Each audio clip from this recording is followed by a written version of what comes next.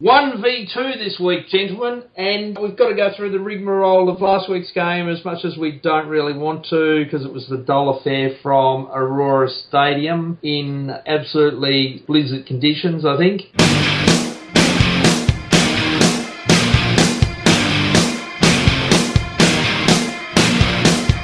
Bards. Scores, mate. Hawthorn 13-17-95 defeated the Bulldogs 11-10-76 and 19-point victory. Goal kickers: Roughhead 3, Hodge 2, Simpkin 2, Lewis 2, and singles to Bruce, Whitecross, Puopolo, and Rioli. And Adam, you got bored with this at three-quarter time, didn't you? Yeah, I was playing words with friends on my iPhone in the last quarter, boys. And I'm actually not ashamed to say it because it was one of the worst games of football I can remember. It was insipid, boring, rubbish. Hawthorn going through the motions against a side that should be playing in the Ovens and King League. Can't remember a worse game other than perhaps the St Kilda Hawks game of a few years ago at Etihad, which was just as bad. It wasn't pretty, I thought, other than the first, probably half of the first quarter and the first 10 minutes of the last quarter. Other than that, it was pretty lacklustre all around. What about Hodgie's goal? The snatch and grab and the goal. It was pretty good, wasn't it? The only genuine highlight all up. All right, well, still got to get votes, Bards. Yes, mate, I've got votes here. I've given 5 votes to David Hale. I thought he had a ripper game. 18 touches, 13 of those contested, 6 inside 50s, 8 marks, 4 of which were contested, 17 hit-outs, and 4 clearances. 140 Supercoach points. That's a big game for David Hale.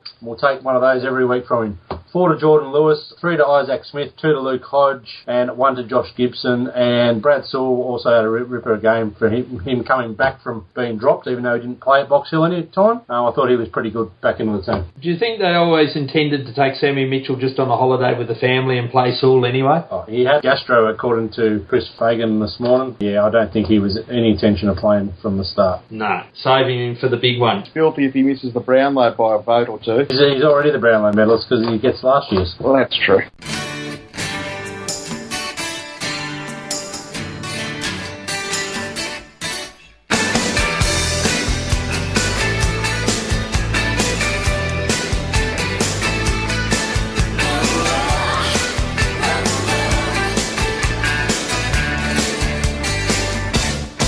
All right, well, do we have a blast, Bards? Mate, all I've got to say is pretty well known on this game this week is at Etihad Stadium. You've got 2 clubs with a combined membership of 110,000. You're playing the game at a stadium that holds about 52, and half of those aren't even members' seats. Yeah, a bit of a joke, but we take what we can get and we'll beat them anywhere.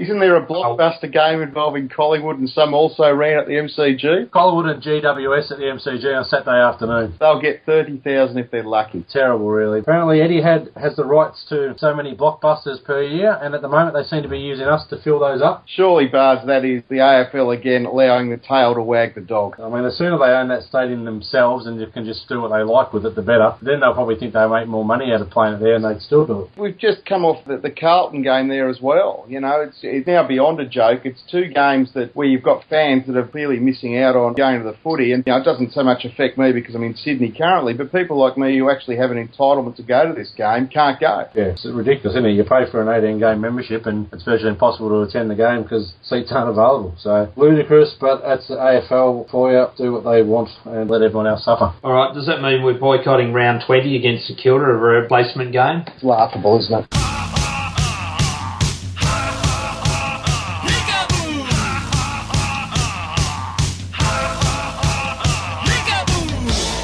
Wet as a whack. Yeah, and I'm going to come back to the scheduling of games as well and fixturing, Bards. Round 23 against the Sydney Swans. Now, any half-wit with any sort of foresight knew that Hawthorn and Sydney were most likely going to finish top 4 this year, that they were going to have to be scheduled to play finals the following week, knew that they were going to have difficulties booking ANZ Stadium at a time appropriate to give both sides fair break going into those finals. Yet what does the AFL do? They schedule the 2 grand finals from last year, round 23 in Sydney. It is brain dead, it's moronic, it is just idiots and lunatics running the asylum there. They have once again not booked the stadium for the Friday night, so our game will get shafted to Saturday. It's outrageous, Bards, because then we are, as probably the team that finishes on top, going to get probably a 6-day break going to week 1 of the finals. We'll be the most disadvantaged side going into that final series from a rest point of view. Is that any way to treat the top side? So good, mate. And the simple solution is they just play that Friday night at the SCG and be done with a crowd of 30,000, wherever they can fit in there at the moment. Or you know what? Better still, go with some foresight and don't schedule 2 top draw teams to be playing in Sydney the week before the finals. Just an outrage. So after the grand final last year, mate, when they forgot to book the stadium again and we got shafted, and it looks like it'll happen again. Yep.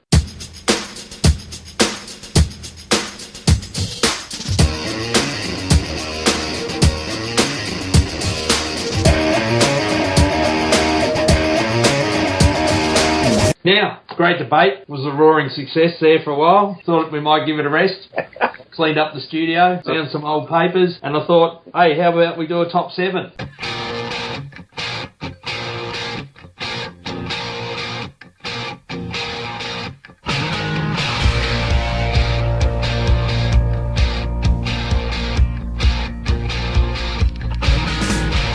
Essendon v Hawthorn, or more importantly, Hawthorn v Essendon. And let's look at the 7 top highlights. And I picked them randomly because there's probably a lot of other highlights, but go with me on these, gentlemen. I'll start from the bottom and we'll work our way up and see what you think. Starting at number 7, 1992, I thought should have been a premiership year. In any event, we beat Essendon that year by over 160 points, and any win against Essendon by over 160 points is got to be good. It was a great day, I remember it well, and beating Essendon is always good. Smashing Essendon's even better. 32 goals, I reckon we kicked that day. All right, well, 6th highlight involving Hawthorn Essendon was the fact that we went and got Paul Salmon, made him into a true ruckman. He won multiple best and fairest at the club, if I remember rightly, and he made our top 22 side. So that was a highlight for me. It was robbed by Sheedy of Brownlow medals by not playing in the ruck when he was there. Simon Madden was a fair player. If you listen to him on open mic, he was promised that spot as Madden went out, and then they handed it over to Somerville instead. Yeah. Because they wanted to give it to a kid, and the best thing he could have done was come to Hawthorn. All right, number 5. Dermy famously running through the Essendon huddle. That's the number 1. That's the greatest moment in Hawthorn Essendon history. That's the same day that he kissed Billy Duckworth. Billy Duckworth. And that cost Jason Dunstall a goal from memory too.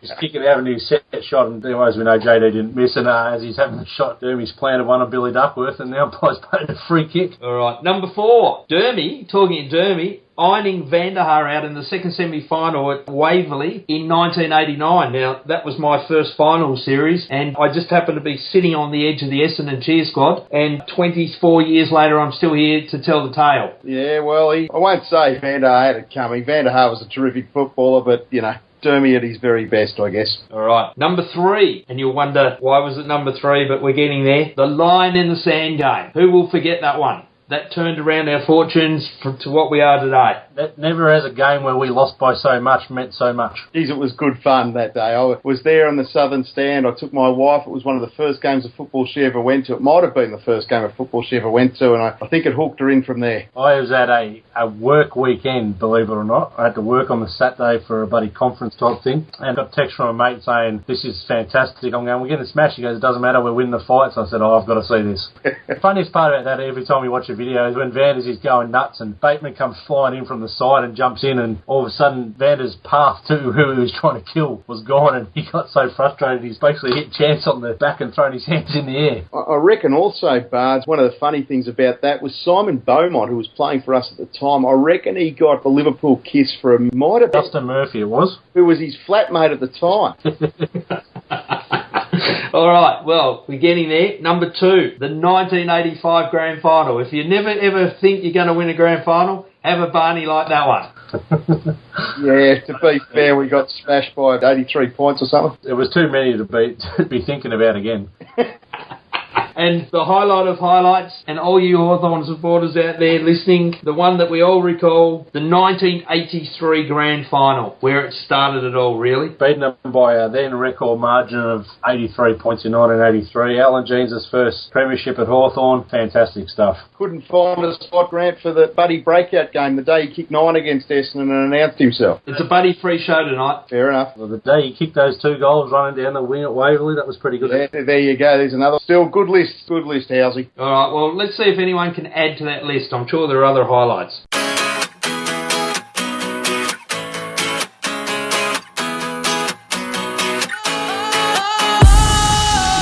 Sometimes I get a good feeling, yeah. I get a feeling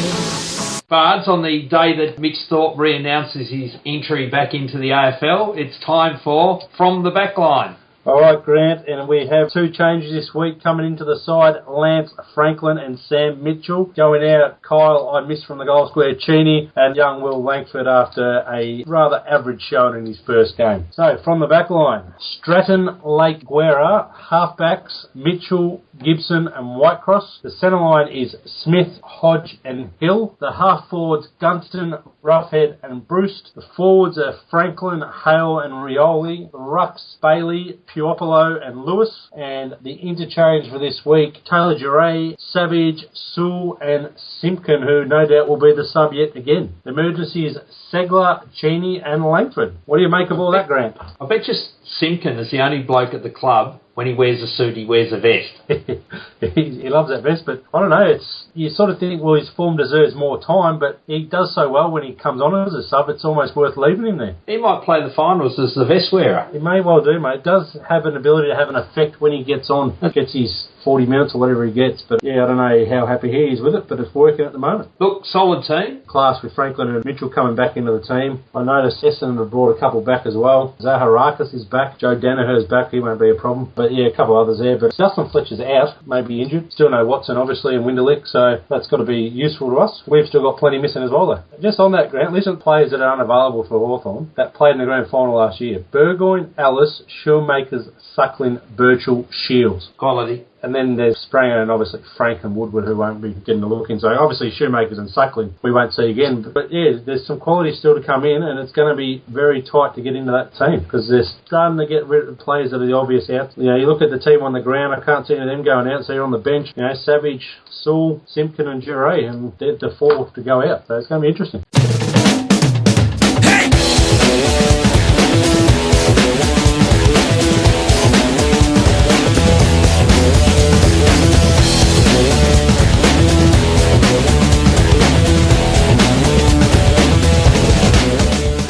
So this week's game, as much as we hate it, it's at Etihad Stadium. How are we going to win this one? Well, I'm not too sure how we're going to win it. I think we have better forward options than them, especially if Franklin plays. And I don't think they have too much that our back six can't handle. But what does worry me a bit is our lack of run, especially without Burgoyne and Birchall in the side. So we know they run and they're fairly quick. Job out is a big loss for them, so that'll sort of help us out a bit on the inside job. So I think, yeah, we've got to win some of those contests inside and just let our forwards do the work. Yeah, just going to be a bit of class in the end. As long as we're far enough ahead before the peptides kick in, we should be okay. Watson being out is massive. We didn't really have anybody that is capable of tagging him. He is a super player. And him being out probably means he doesn't have to bring the Brownlow to Etihad to give to Sam on Friday. What's he going to do with that Brownlow? Is he going to have to get another one made so he can hand it over to Sam and Trent, or is he just going to cut it in half, or what? I don't know, but the decision is looming, gentlemen. The decision is looming. Not too far away. I change every day is how much they're going to cop, but I don't think they're going to get out of it as easy as some of their supporters think they will. Who's going to come ninth? Because that's going to be relevant. North Melbourne? North or perhaps Carlton. Carlton, probably. After last week? Yeah, it could become very relevant. And also for Fremantle or Sydney, it's going to be relevant too. You know, between Geelong, one of them is going to sneak into the four that wasn't going to be there before, so, and it may well be Freo. All right, well, we'll await their fate. Let's, more importantly, quickly go around and say